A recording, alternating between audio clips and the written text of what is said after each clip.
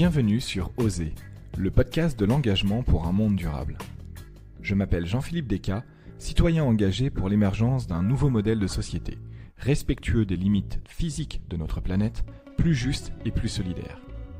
Dans Oser, je reçois des professionnels engagés qui racontent leur parcours, partagent leurs connaissances et expliquent les enjeux de l'urgence sociale et écologique que nous vivons.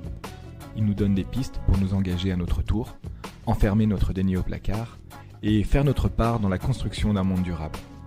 À travers ce podcast, mon ambition est de sensibiliser les citoyens à l'urgence d'agir, dès maintenant, pour changer de paradigme de société.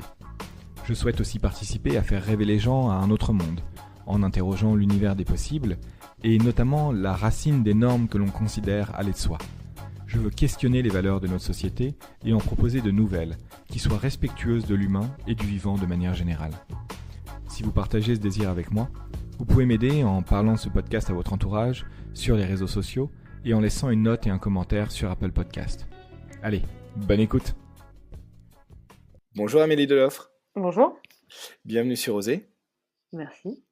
Je suis très heureux de te recevoir aujourd'hui pour parler de ton parcours et aussi de ton activité personnelle et professionnelle qui s'appelle 2 jours pour vivre, donc qui est une activité assez particulière puisque c'est l'école de la micro-aventure qui est donc assez originale et que je trouve tout à fait appropriée par rapport à notre époque. Je voulais voir avec toi précisément comment est-ce que tu l'as construit, pourquoi, comment est-ce que tu arrives à en vivre et quel équilibre tu as réussi à trouver notamment entre ta vie personnelle et vie professionnelle à ce niveau-là. Mais avant de rentrer un peu dans toutes ces questions, est-ce que déjà tu peux te présenter, nous dire un petit peu plus qui tu es et comment tu en es arrivé à lancer 2 jours pour vivre? Alors moi, du coup, j'ai 35 ans. J'ai grandi en région parisienne, dans le 94, donc pas très proche de la nature, et j'ai fait des études d'information communication à la fac. Et puis j'ai quand même fait au milieu entre ma L3 et mon master, j'ai fait mon premier voyage initiatique pour lequel j'avais économisé pendant 3 ans en travaillant les week-ends et les vacances. Donc je suis partie traverser la Patagonie à vélo quand j'avais 21 ans, ce qui était pour moi, il faut se remettre dans le contexte, c'était l'aventure. Alors, je dis pas qu'il y avait l'aventure avant et aujourd'hui il y a moins d'aventure. En tout cas, c'est une aventure qui a une toute autre saveur qu'aujourd'hui parce qu'il y avait pas de réseaux sociaux, il y a pas internet. Quand on arrive, faut aller dans des cafés. Voilà, il y a pas plein de photos, on sait pas ce qu'on va découvrir, on doit regarder les cartes papier. Le voyage à vélo, il y a 15 ans, était beaucoup moins développé qu'aujourd'hui. Donc quand tu pars à 21 ans, une fille seule, c'était encore une fille seule, mais tu vas te faire.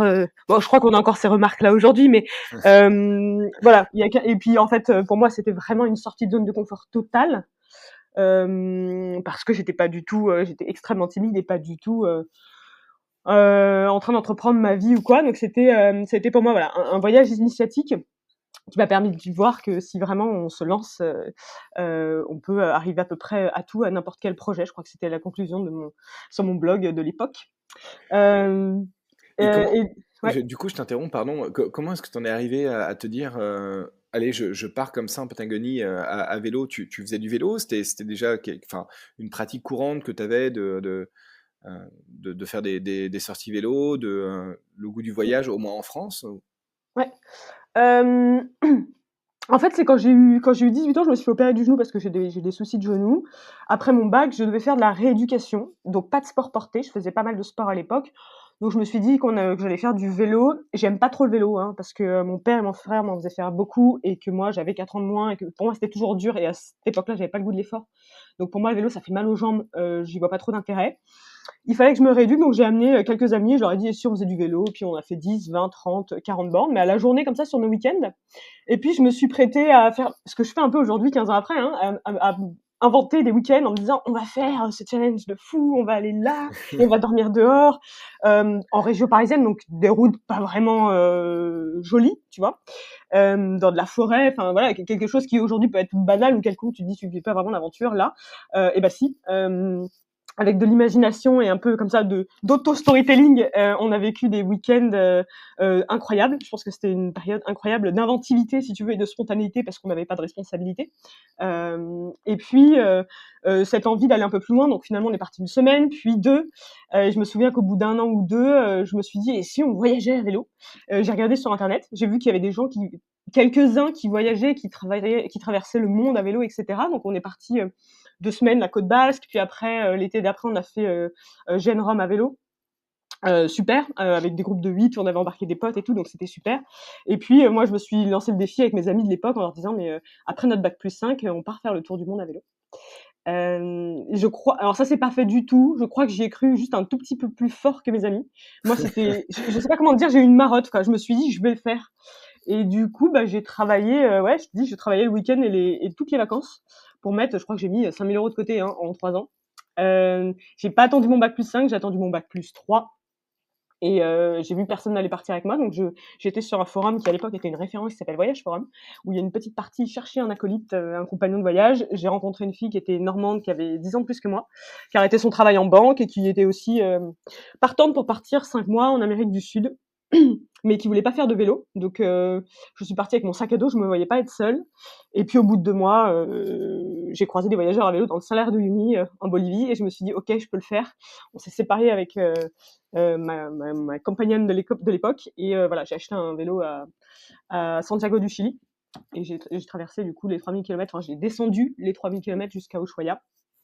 Voilà, donc ce qui était pour moi une grosse aventure parce que j'étais seule la plupart du temps avec mes soucis vélo à gérer, le vent en pleine face très très fort, pas mal de moments de solitude. Je pense que j'ai pas mal pleuré. Ça a été dur. Non, ça a été dur, mais j'étais contente de l'avoir fait. Quand je suis repartie, quand j'ai revendu mon vélo à Ushuaia, je me suis dit je le referai avant mes 30 ans. Ce que j'ai refait 5 ans après en Amérique du Nord. Voilà. Ok, bah, écoute, bah, du coup, je te laisse reprendre du coup après sur ton parcours, après cette parenthèse sur le voyage à vélo et ton expérience en Patagonie. Non, donc du coup, je suis rentrée, j'ai repris un master donc audit et conseil en communication à Bordeaux. Très bien, je suis rentrée chez Publicis Consultant, donc agence de communication, où je faisais du coup de l'analyse, un peu planning stratégique, tu vois, comprendre l'évolution des modes de vie via les conversations en ligne et les publications des médias en ligne, voilà, comprendre les tendances et l'évolution des modes de vie. Donc moi, ce que j'adore, parce que j'adore la socio et les sciences humaines, donc j'ai beaucoup apprécié. Au bout de 2 ans, du coup, j'ai posé un congé sans solde en leur disant je m'en vais. Enfin, c'était d'abord une démission qui est devenue un congé sans solde pour dire je veux traverser l'Amérique du Nord à vélo. Ils m'ont laissé partir donc Canada, États-Unis, Mexique. Je suis revenue, je suis devenue intrapreneur en data parce que les data c'est un sujet que j'avais creusé quand j'étais à la fac en perso, ça m'intéressait vachement. Et puis aussi à la fac j'ai eu du temps pour bosser tout ce qui était design graphique, etc. C'était l'ouverture de Pinterest, je me souviens, j'étais en M1, Pinterest a ouvert. Et si tu veux, j'ai découvert la data visualisation là-dessus, sur Pinterest. J'ai emmagasiné, si tu veux, une culture visuelle très rapidement. Je faisais que ça. Encore une fois, j'avance par marotte, moi, j'ai l'impression. Du coup, je me suis auto-formée. Je me suis dit, je veux trop savoir faire des trucs jolis. Ce qui me sert encore aujourd'hui, parce que du coup, je suis directrice artistique un peu autodidacte ou data visualisation, bref. Donc je rentre de ce voyage, je dis à mon boss que je reviens, mais je vais repartir, je cherche un job en data journalisme, j'envoie plein de candidatures. Il me dit bah, pourquoi tu fais pas ça chez nous? Je deviens donc intrapreneur data. Là, c'est un peu dur parce que je suis encore junior ou voilà, normalement les gens qui portent des offres, c'est plutôt les directeurs conseils. Donc il faut que je me fasse ma place, il faut que j'aille pitcher dans tous les étages de Publicis des gens qui me connaissent pas. Et puis voilà, je me retrouve chez Ferrero, EDF et tous nos gros clients qui trouvent mes idées géniales, mais je vois bien que ça va être compliqué d'avancer sur l'innovation par la data. Oui, mais en fait, il y a des enjeux tels que c'est compliqué. Je pars donc en start-up dans une start-up qui s'appelle Sportirose, qui récolte des données, donc il y avait la data, de sport. Donc moi, ça matchait mes deux idées. Donc je fais un an en start-up, grosso modo, du coup, c'est 4 ans là en agence, puis un an en start-up. J'invente mon métier, je toc, je dis bonjour, je suis data storyteller, je vais faire plein de choses avec vos data. Boris Pourreau, qui est le CEO, m'a dit alors, on n'a pas vraiment besoin, écoute, tu me fais une presse pour savoir ce que tu veux faire, combien tu veux le vendre, et on voit. Donc je fais ça, en une semaine, j'étais en CDI, donc c'était cool. Voilà, donc 1 an, j'ai fait des chouettes trucs, mais en fait, c'était beaucoup trop innovant. Je voyais que ça ramait et c'était pas prioritaire. J'ai dû, du coup, reprendre carrément la team communication en main parce que, voilà, start-up qui se structurait, qui venait de lever des fonds. Donc, il y avait des gros besoins de structure de l'équipe communication. Mais voilà, en 6 mois sur le sujet data, on a quand même fait des choses hyper innovantes comme un observatoire big data du running et du cyclisme. J'ai travaillé avec des statisticiens et tout, c'était super. On a gagné un appel d'offres BPI, enfin bref, un concours de l'innovation. Donc, je me suis bien amusée, j'ai fait des trucs hyper chouettes. Et comme ça n'avançait pas assez vite, effectivement, je suis partie. Et c'est là qu'est né OK. 2 jours pour vivre. D'accord, donc tu es parti et tu as créé 2 jours pour vivre et du coup, bah, ça fait quoi 2 jours pour vivre? C'est quoi en fait? 2 jours pour vivre, aujourd'hui, donc ça a 5 ans. On reparlera après de l'évolution, mais du coup, là, je te dis la vision à date, mais ça a beaucoup, beaucoup évolué. Je OK. dirais que c'est un mouvement en faveur d'un développement raisonné et intelligent de la micro-aventure en France.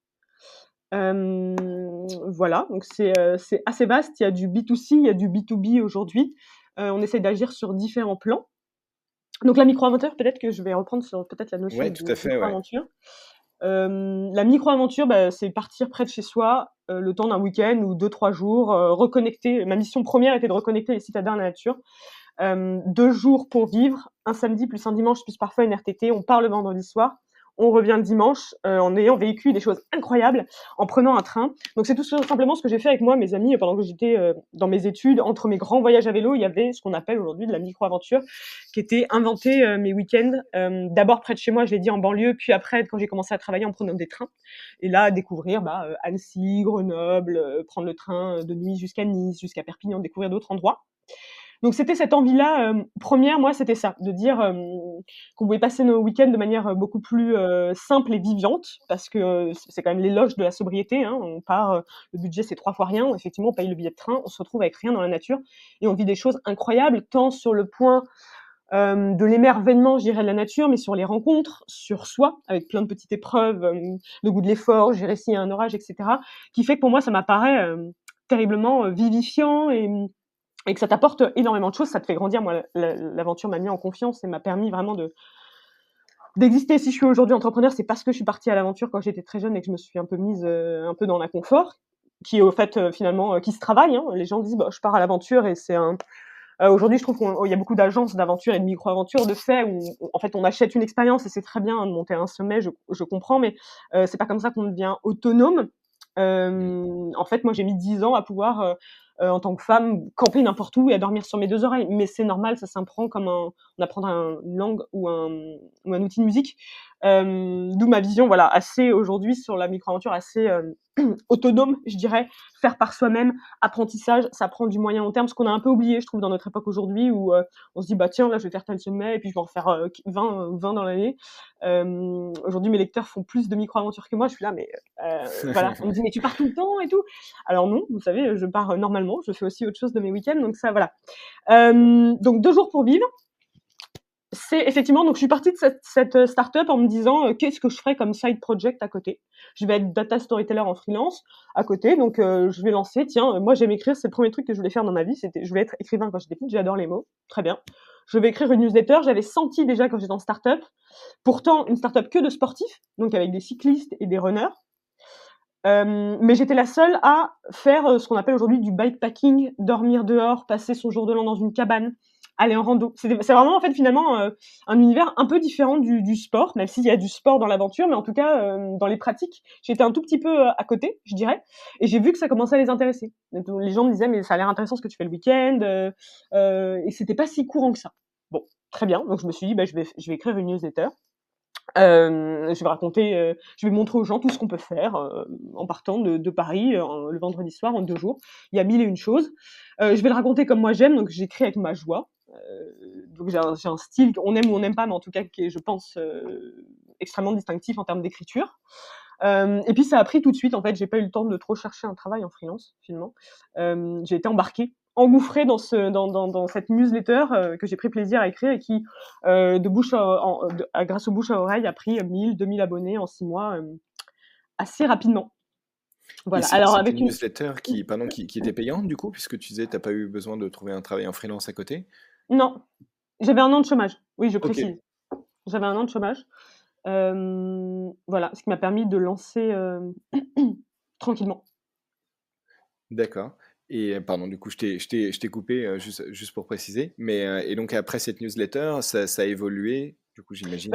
en fait, ça a évolué au gré je dirais qu'en 5 ans, bon, tous les business évoluent, hein, c'est normal, on peut pas avoir une vision figée en T0 et se dire: «Bah, je veux que ça soit ça». Bien sûr, je l'ai tout le temps, mais en fait, elle change et c'est ça qui est bien, hein, avec des surprises et cetera. Moi, quand j'ai commencé, j'avais une vision très propre à ce que j'avais vu avant. Ce qu'on fait dans le business du marketing digital et des communautés. Donc j'avais fait tout mon business plan, j'avais 80 slides. On a lancé l'idée, on est 2 à avoir lancé cette idée en même moment, qui est, Ferdinand de Chiloé et moi-même. On s'est rencontrés, on s'est appelés, on avait exactement le même, je dirais business plan, traditionnel, média, on vend du brand content, voilà, on fait du sponsorisé, on augmente sa communauté et puis on monétise sa communauté et son contenu. J'avais exactement cette vision-là. J'étais restée, si tu veux, dans les clous de ce que j'avais vu avant. Et puis en fait, il s'est passé un truc, j'ai pas pu le faire. J'ai pas pu le faire et c'est pas plus mal. Au bout de quelques mois, très rapidement, en fait, j'ai eu 2 propositions de médias en ligne et de communautés qui m'ont proposé alors pas de me racheter, en tout cas de racheter ou faire un partenariat, en tout cas de reprendre le projet, de mettre le projet chez eux et du coup d'avoir des centaines de milliers, d'adhérents, tout de suite et de monétiser ça et cetera et d'être chef de rubrique, d'avoir un studio de création et cetera. Et là, pour moi, ça a été un questionnement. Parce que c'est ce vers quoi je tendais. Je me rappelle de mon mentor, donc qui était mon ancien boss chez Publicis Consultant, qui est aujourd'hui un ami et qui me suit et qui a une vision du business un peu différente de la mienne, mais du coup il me donne son avis, c'est sympa. Et il m'a dit, j'en reviens pas comment ça a été vite.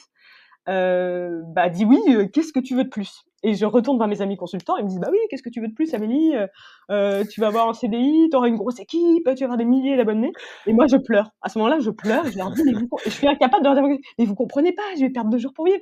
C'était encore un projet qui avait 3 mois, quoi. C'était pas énorme, mais j'avais déjà le sentiment, qui est ce que je gagne le plus dans l'entrepreneuriat, d'avoir trouvé ma place, d'être moi-même, d'être libre. C'est pas tant sur le choix des horaires, mais de pouvoir faire passer mes convictions, de dire ce que j'ai envie, et pas qu'on me fasse tous les matins un tableau récapitulatif d'Excel pour me parler de reach, de taux d'ouverture, de taux de clic, etc. Voilà. Et je savais qu'on allait devoir monétiser, mettre des marques dedans, et ce qui n'était pas du tout moi. Voilà. Donc je peux pas dire, en fait, ça m'a été imposé par moi-même. Et du coup, je comprenais pas. Je me suis dit, ok, alors, si là on t'offre ce pourquoi t'étais partie là avec ton petit business plan, qu'est-ce que tu cherches? Si ça ne va pas, en fait, qu'est-ce que tu veux? J'ai pas eu la réponse tout de suite. J'ai mis du temps à trouver mon business plan, etc. Et je suis ravie de l'avoir fait parce que le monde de la micro-aventure s'est structuré au fur et à mesure. Aujourd'hui, on a tous commencé ensemble, hein. On se connaît tous. À Paris, on s'est rencontrés. Aujourd'hui, tu as la Madjack qui se fait des événements, tu as Explora Project et Chiloé qui font une agence de voyage et du média. Tu as les Others qui étaient déjà là. Donc, et aujourd'hui, moi, j'ai une activité aussi qui est en B2B et qui est presque du développement territorial, qui est un peu annexe, et c'est très bien comme ça. Donc, c'était pas plus mal d'attendre de voir que ça se décante et ce que ça allait donner. Ne serait-ce que quand on me propose et que je n'accepte pas et que je suis incapable d'accepter, je me dis où est-ce que je vais? Qu'est-ce qui t'intéresse? Voilà, donc je poursuis sans grande conviction. C'est dur, hein, parce que les négociations, ça dure des semaines, hein, où tu fais ton plan, ton rétro-planning, donc tu te projettes, tu dis je vais avoir 300 000 abonnés. Quand tu retournes à ta newsletter qui en a 2005, tu te dis est-ce que j'ai fait le bon choix? Et tu galères financièrement et que tu sais pas comment tu vas faire après pour monétiser et avoir un salaire, voilà. Donc tu te poses beaucoup de questions. Je reprends tant bien que mal, je me ferme et je me dis va où est ta joie, écris, ça t'apporte du plaisir, continue. Quelques mois après, Gallimard me contacte en me disant je regarde comment vous écrivez, ce que vous écrivez depuis quelques temps, c'est chouette, est-ce qu'on ferait pas un bouquin? Donc voilà, 1 an de plus pour sortir un bouquin, l'écrire, assurer la promotion, ce qui m'apporte un petit peu de visibilité, les médias, etc. Au moment où je conclus ce contrat chez Gallimard de sortir un bouquin, j'ai une idée qui me vient et que je trouve, moi qui me séduit, que je trouve fantastique et que je valide en me disant il faut que je la fasse. C'est de sortir des newsletters et d'arrêter, de sortir un peu du digital et d'envoyer mes récits d'aventure par lettre épistolaire. Donc de créer un média qui s'appelle Timbré. Donc je prends sur moi pour attendre 1 an de finir le livre, commencer la promotion, et quelques mois après, je lance la campagne de crowdfunding pour lancer du coup Timbré. Donc 6 lettres épistolaires. Qu'on reçoit chez soi avec des photos, une carte, une lettre manuscrite, etc.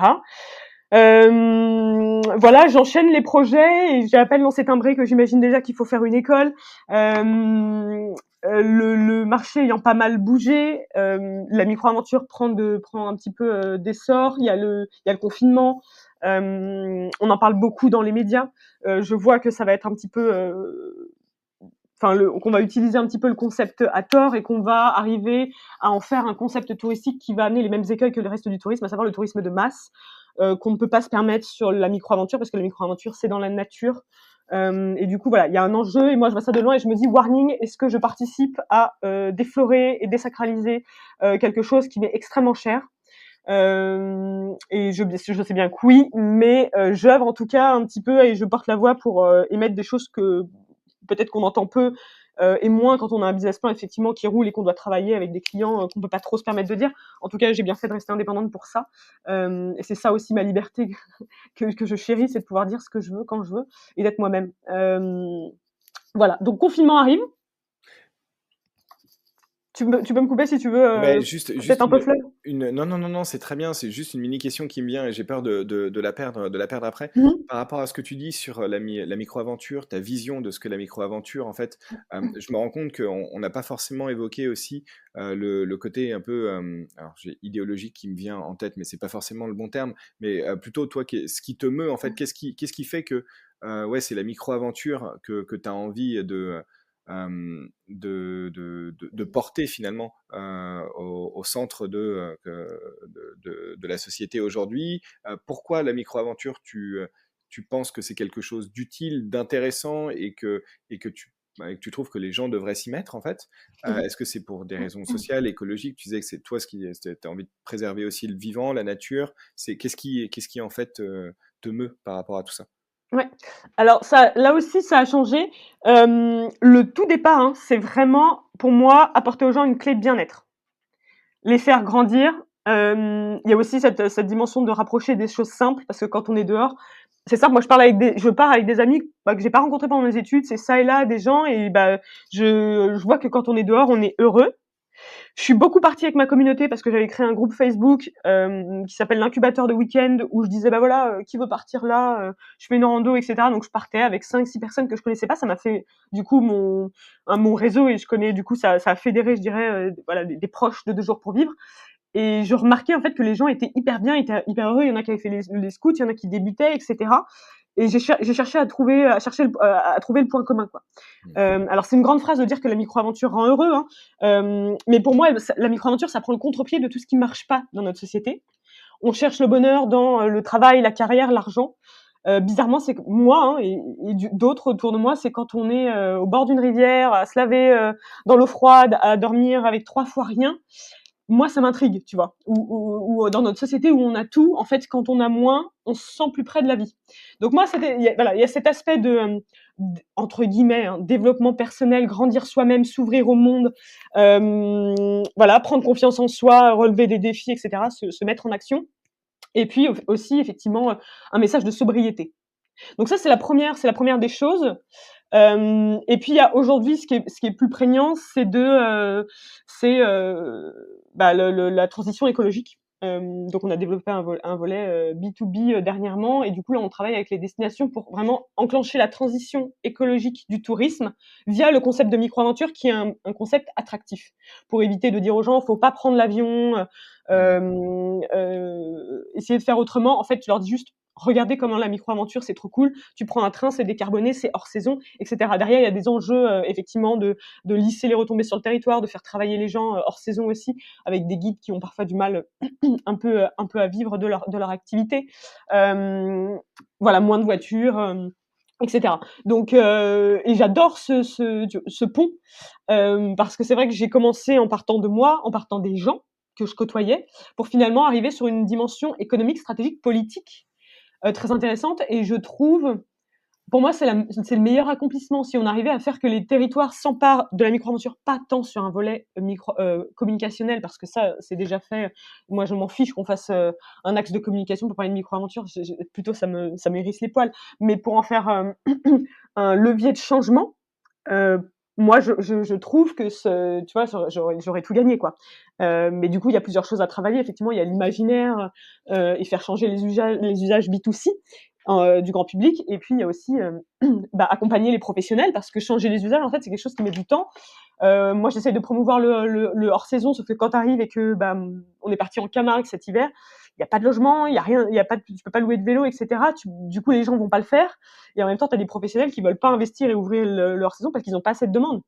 Donc, comment tu travailles l'offre et la demande pour qu'on arrive à changer de modèle tous en même temps?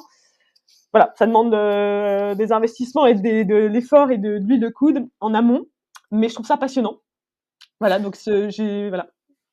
Non, non, c'est un très bon point. Et peut-être pour préciser, du coup, comment est-ce que ça s'organise quand tu fais des séjours de micro-aventure sur 2, 3 jours? Parce que tu parles de guide, tu parles de logement, mais on parlait aussi un peu d'autonomie avant, mais du coup, comment est-ce que ça se présente quand on part sur un week-end 3 jours? Tu donnes juste, par exemple, des plans, des recos, tu mets en contact avec des personnes ou c'est quand même plus organisé? Alors, je suis pas sûre de saisir ta question. Est-ce que c'est moi, comment je le fais quand j'emmène des gens, ou c'est d'une manière générale, comment on fait pour construire sa micro-aventure? Bah, par exemple, bah, non, toi, avec 2 jours pour vivre, quand tu proposes, j'imagine, Mmh. des séjours de 2, 3 jours, est-ce que les gens payent un package où les choses sont organisées? Est-ce que c'est juste finalement un plan, enfin, et des idées et des contacts qui leur sont donnés? Comment est-ce que ça se Alors moi, du coup, concrétise? j'amène pas du tout les gens en aventure. C'est Ok, vraiment le métier que j'ai pas fait. Alors je peux peut-être te réexpliquer les 3, peut-être les 3 activités. Il y a une partie effectivement asso où on part avec les membres pour leur donner goût, mais on essaye de co-construire les itinéraires, et après on a créé toute une méthode et une formation pour que les gens puissent construire leur micro-aventure, mais je n'emmène pas les gens, en micro-aventure. ok, donc c'est ça que je voulais clarifier. Ouais. Effectivement, il y a pas de, après c'est les gens qui se débrouillent, qui font eux-mêmes Mmh. leur micro-aventure, voilà, puisqu'il y a quand même Ouais, une dimension hyper autonome tout à fait, dans ce que tu promeux. tout à Ok. fait.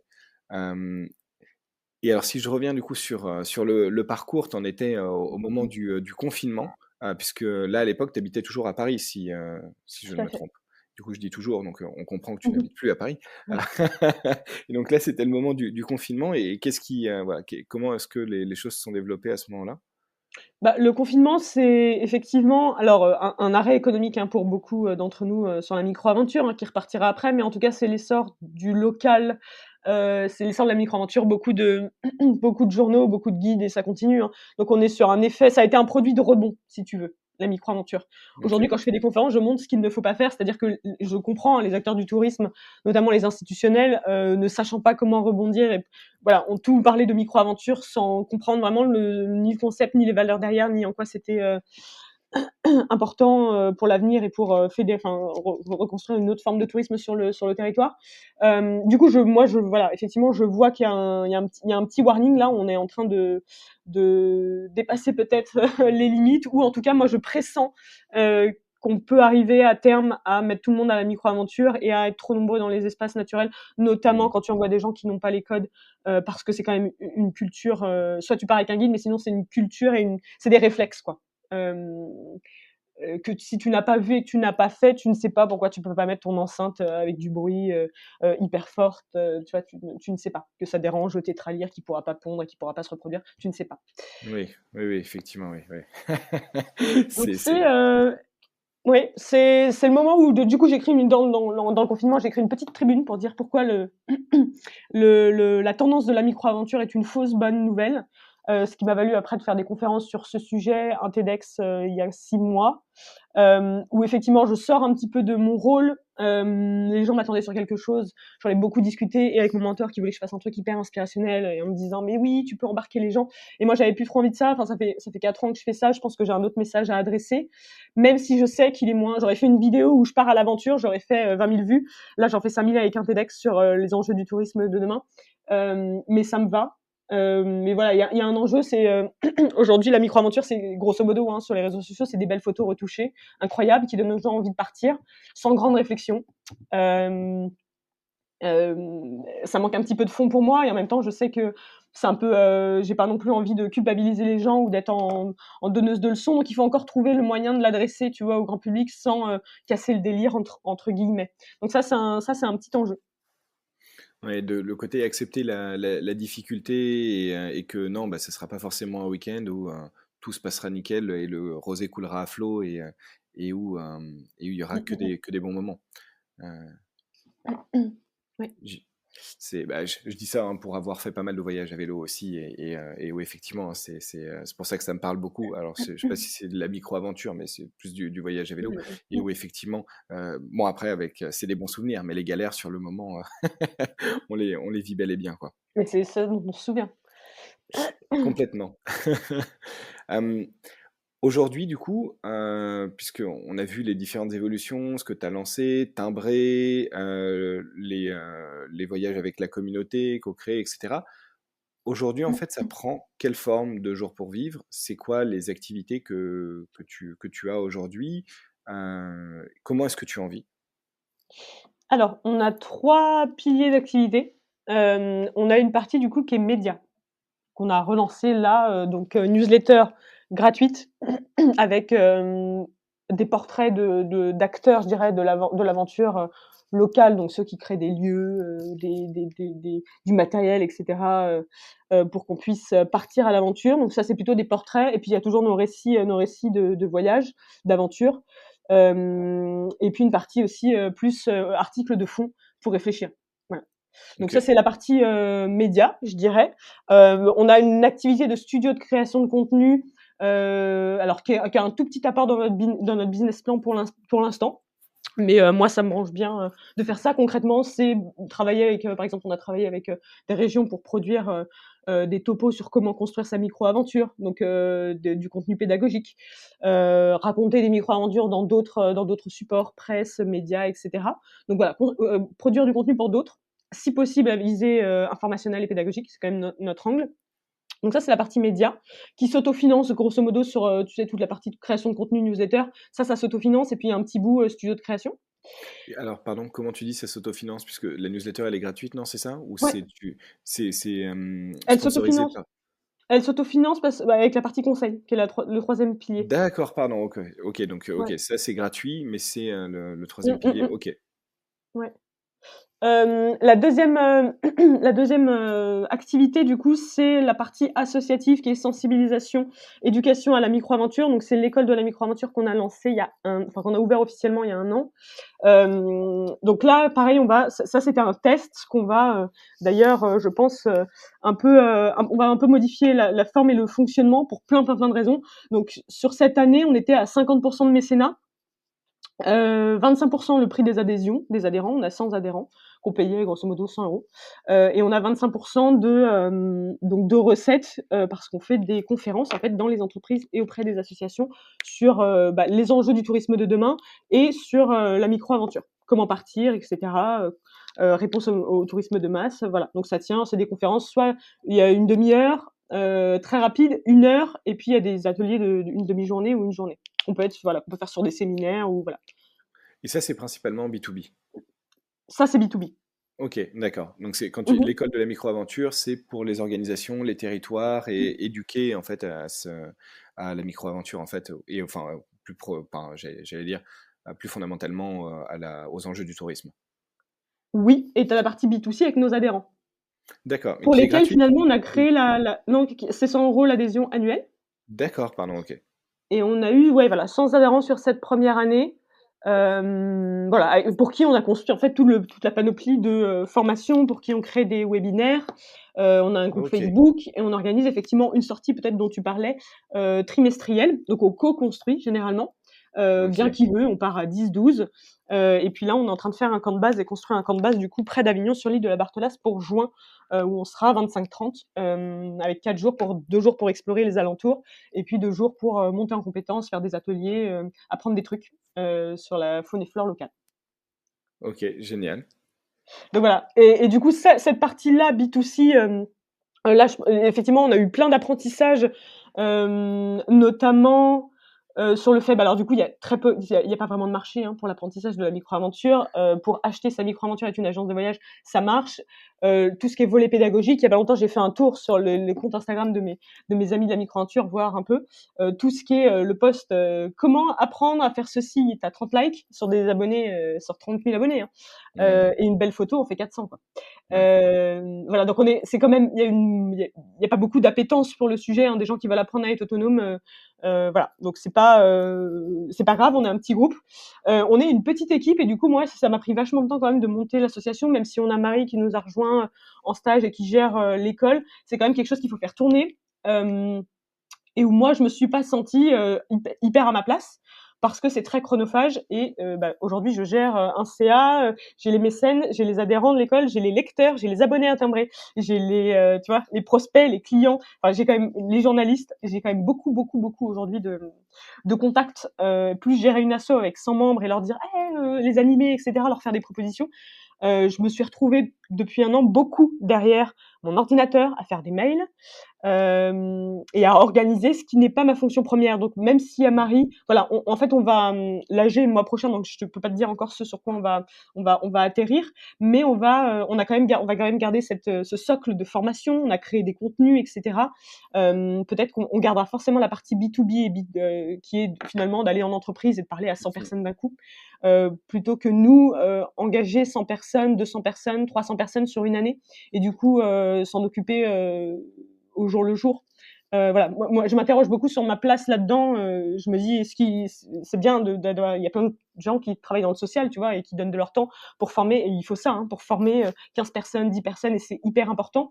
Est-ce que c'est mon rôle ou est-ce que j'ai un rôle à tenir un peu plus large via des conférences, d'autres conférences ou des écrits, etc. Je ne sais pas. En tout cas, ça fait 1 an et demi que j'ai plus eu le temps trop d'écrire, de prendre position, etc. parce que j'étais engouffrée dans cette association.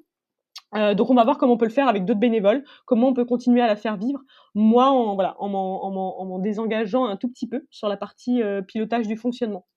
Voilà, donc ça reste un petit peu à éclaircir sur cette partie associative. Et puis on a notre 3e pilier du coup qui est complètement B2B, qui est une partie conseil et ingénierie touristique. Il y a eu beaucoup de demandes de formation micro-aventure pour les offices de tourisme, les professionnels du tourisme. Le confinement a débloqué des aides d'État pour la formation.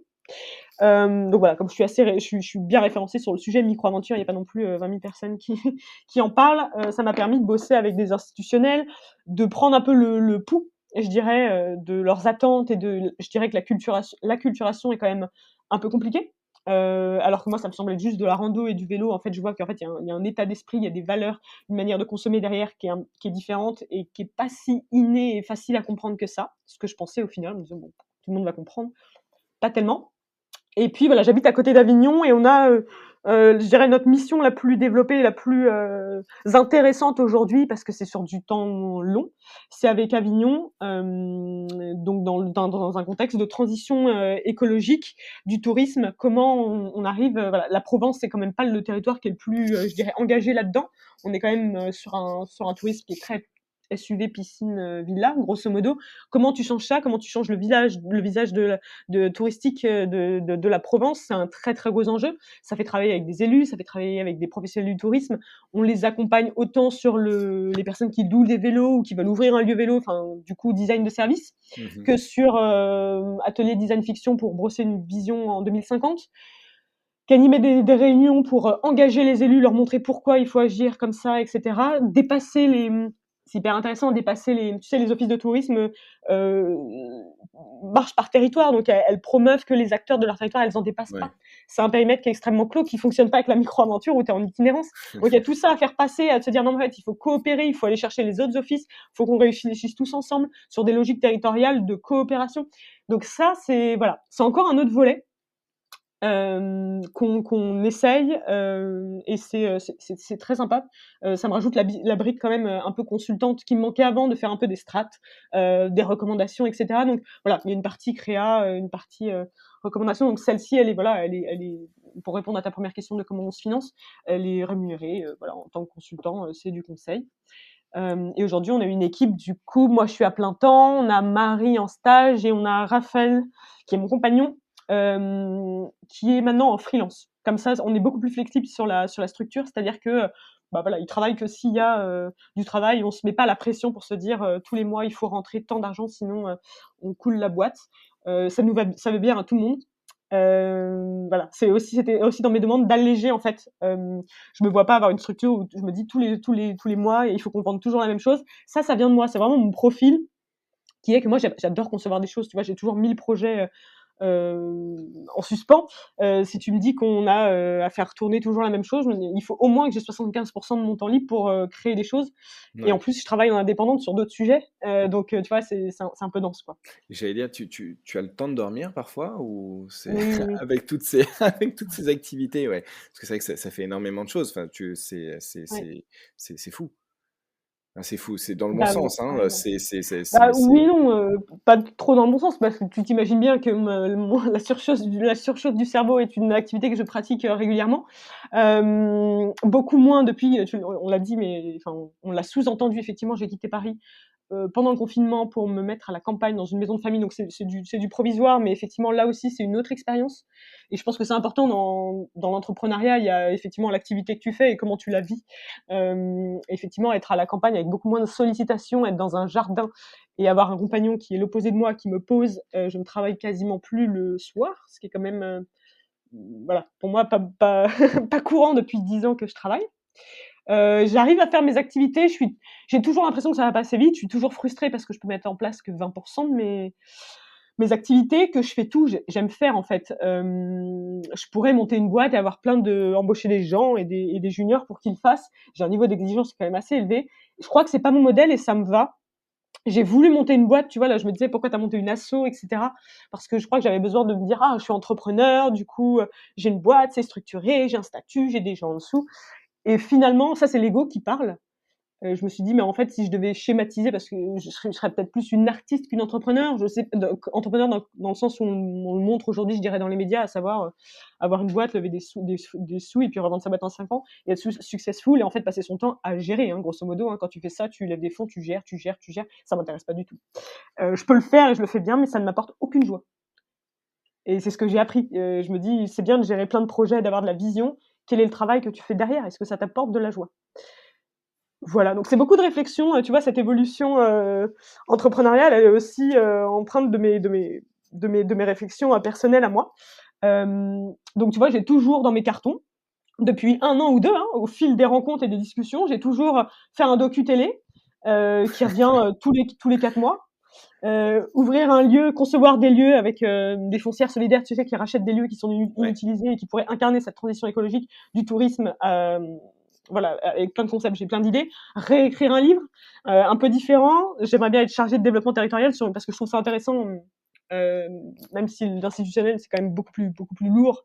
Je trouve que c'est une dimension qui est assez intéressante. Donc j'ai toujours plein de projets.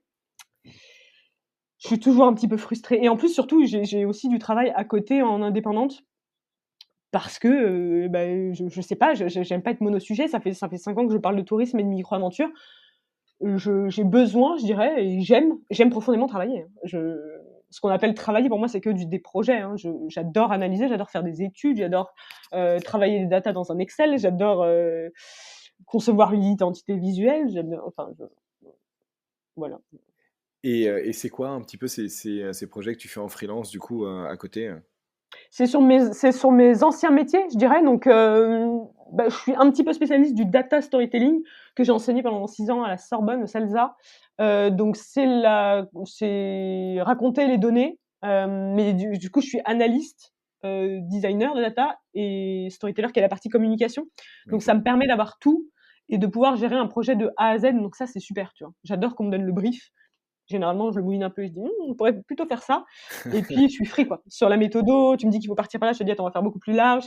Et tout ça a une vocation un peu sciences humaines, comprendre le monde qui l'entoure. Donc en fait, j'arrive à regrouper un peu tous mes centres d'intérêt, ce que j'aime et ce que j'aime faire. Et j'ai fait une conférence le mois dernier à travers l'école de créativité de My Little Paris, à Paris, OK. où effectivement j'expliquais comment, moi j'ai toujours mis mes centres d'intérêt sans le savoir, hein, c'est vraiment inconscient. Il y a 15 trucs que j'aime et que j'aime faire et finalement ils se retrouvent dans tous mes projets et j'arrive à créer des projets qui sont à l'intersection de ces spécialités, tu vois? L'écriture, l'aventure, la joie, paf, voilà, la data, le vélo et les sciences humaines, je te crée des observatoires et des voilà, donc et si j'abreuve pas ces sujets, c'est pas conscient, mais en fait, tous ces sujets me sont moi, tu vois, depuis 10, 15 ans. De l'extérieur, les gens qui me connaissent pas pourraient dire: «Tu es éparpillée, tu passes d'un sujet à l'autre». Pas du tout, j'ai toujours les mêmes, centres d'intérêt, les mêmes compétences. C'est juste que j'en fais plusieurs projets et j'ai besoin de les nourrir, tu vois? Voilà, donc c'est comme si tu avais des petits chevaux où j'ai pas 4 pions, j'en ai 10. Donc parfois, tu vois, il faut que je ramène ceux qui sont derrière. Je me dis, ah tiens, on a travaillé en free, hop, et je reviens sur un observatoire, puis je fais rien pendant 2 ans, puis on me propose des conférences où je vais donner des cours, tu vois. Je joue aux petits chevaux, peut-être que dans mon prochain projet, ça sera complètement data, et on dirait, mais la fille a complètement changé, elle est passée du tourisme, l'écriture, à faire de la data et tout. Bah ouais, mais en fait, tout ça pour moi est lié. Je joue aux petits chevaux avec 10 pions, quoi. Voilà. Je sais pas. Et si tu pouvais donner des conseils ou des recommandations justement à des personnes qui, bah, comme toi, en fait, se retrouvent pas forcément dans l'idée de l'entreprise, l'entrepreneuriat tel qu'on le conçoit un peu à la Elon Musk, et qui ont justement envie bah, d'allier en fait leur rythme de vie, leur goût et leur passion à travers un métier. Qu'est-ce que tu pourrais recommander? Qu'est-ce qui, toi, t'apparaît assez fondamental par rapport à ton expérience sur les choix que tu as pu faire et les écueils à éviter? Question compliquée, hein. Tu vois, moi, j'apprends en faisant, en me trompant, enfin en trompant entre guillemets. Il y a rien de grave, mais d'essayer une voie et de se dire: Finalement, ma joie n'est pas là». Bah, essayez et écoutez-vous, mais ça, c'est un conseil un peu lambda. Il y a un truc qui est très important pour moi. Encore une fois, c'est inconscient, c'est juste je m'en aperçois là, avec un petit peu en étant à la campagne, en étant coupée un petit peu de mon réseau à Paris, c'est que j'ai trouvé une famille en fait. Quand tu es indépendant, tu es seul, c'est un peu dur de travailler tout seul, et cetera. Et tout au début, bah, je me sentais c'est-à-dire que j'ai tellement évolué que j'étais plus du tout en phase avec mes amis consultants de chez Publicis qui sont restés consultants peut-être dans d'autres travails, mais qui ont une mentalité vraiment, consultant, quoi. J'ai intégré un réseau d'entrepreneurs qui travaillent dans le tourisme, donc vraiment avec des agences de voyage, je dirais classiques et traditionnelles. Et puis il y a, les gens du market. Et en fait, j'étais au croisement, je dirais, de ces 3 cercles, et je me retrouvais nulle part. Donc j'ai eu quand même, des premières années où j'étais pas hyper à l'aise, je savais pas trop à qui je ressemblais, je savais pas trop avec qui être, je me sentais toujours à part, quel que soit le secteur d'activité où j'arrivais, qui étaient les 3 secteurs d'activité qui pouvaient, dans lesquels «j'exerçais» entre guillemets, en tout cas à la croisée, et je m'y retrouvais pas. Donc c'était un petit peu, à chaque fois j'étais un peu de côté, j'ai l'impression qu'on comprenait pas ce que je faisais, etc. Euh, on l'a pas dit, mais timbré, moi ça a revenu vraiment à marquer une rupture avec ce que je faisais avant, à casser le marketing digital, à dire mais en fait je comprends pas pourquoi on anime les communautés, à poster tous les jours des photos, est-ce que les gens ont besoin de ça? Soyez honnête, vous le faites pas pour les gens, vous le faites uniquement pour avoir une grosse communauté, pour monétiser. Les gens n'ont pas besoin d'avoir une télé, quoi. Bis. Et du coup, quand j'ai exprimé ça, finalement, quand même, j'ai été appelée pour intervenir, et je le fais encore un peu aujourd'hui dans des agences de communication et de marketing. Moi qui en viens pour dire, bah, en fait, c'est quoi le marketing responsable, et mettons un peu de valeur là-dedans. Donc, moi, j'ai posé sur mon site les règles du jeu en disant, je ne fais pas ci, je mets du temps à vous répondre, je vous ferai jamais gagner des trucs avec des concours, pour moi, c'est débile, etc. Vous méritez mieux que ça et je vous considère plus que ça. Donc, voilà, je me suis juste dit, reste focus. Moi, pendant un temps, je n'avais pas vraiment je n'ai pas réussi à me connecter, donc je me suis juste dit, reste centré sur toi et sur ce que tu crois. Donc moi, ça a été mon travail de me dire, qu'est-ce que tu ressens, qu'est-ce que tu crois, vas-y, fais. Et puis je voyais qu'en fait, j'avais un retour qui était les lecteurs. C'était mon seul point d'appui, où je recevais des mails, les gens me disaient, c'est génial et tout. Le peu de nourriture que j'avais comme ça me disait, allez, continue comme ça, on sait pas où ça va t'amener, mais sois aligné avec toi-même. Donc j'ai fait ce pari-là sur la première année, je te dis, où j'ai été perdue, on m'a demandé on m'a proposé de faire des partenariats où j'avais pas vraiment envie, donc je me suis dit, ok, eh ben écoute, je vais m'écouter que moi, je sais pas où ça va m'amener, et finalement, tout en a découlé. Donc voilà, mon premier conseil, ça serait effectivement de rester aligné, et après d'essayer de trouver des gens qui vous ressemblent. Moi, ça m'a énormément aidé. Je sais pas comment, alors j'ai monté effectivement un collectif d'entrepreneurs dans l'outdoor, mais plutôt du coup des faiseurs et des doueurs, à Paris, et on a pris un bureau, et c'était super d'être qu'avec des gens. On avait tous les mêmes interrogations. Est-ce que je monte une boîte pour avoir une boîte PME? Je prends un stagiaire, j'embauche. Et puis finalement on se dit, mais non, en fait j'ai envie d'être libre, j'ai pas envie d'aller au bureau parce que j'ai un stagiaire. Mais tu vois, il y a un peu de l'ego de se dire, j'aimerais bien monter, mais pourquoi tu le fais? Et on était tous avec des profils similaires.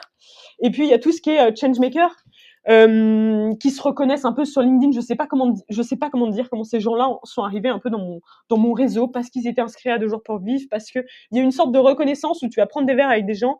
Et du coup, moi j'ai aujourd'hui, sans que ça soit formalisé, une petite famille d'appartenance, qui fait que je me sens moins seule. qui n'ont pas les mêmes rêves, en tout cas, que les entrepreneurs qu'on peut voir peut-être dans les médias, même si aujourd'hui il y a quand même beaucoup d'autres portraits d'entrepreneurs qui sont faits par des médias, d'autres médias, mais notamment le tien. Et c'est super pour ça, tu vois, un peu plus de diversité dans l'entrepreneuriat. Voilà, donc peut-être voilà, se connecter avec des gens qui ont un peu la même philosophie pour se sentir un petit peu renforcé là-dedans et de se dire, ok, c'est pas grave, moi je vais par là, a priori, je suis pas seule, il y a rien de mal à travailler comme ça et allons par là. Moi, ça m'a beaucoup aidé, me sentir pas que toute seule électron libre, quoi. Et de me dire, ah, finalement, j'avais juste pas trouvé ma famille d'appartenance. Bah, Amélie, merci beaucoup pour ces conseils et merci pour ton témoignage. Et je te souhaite vraiment bon courage et tout le meilleur pour 2 jours pour vivre et à très bientôt. Eh ben, merci beaucoup et bravo pour ce que tu fais. On a besoin de ça.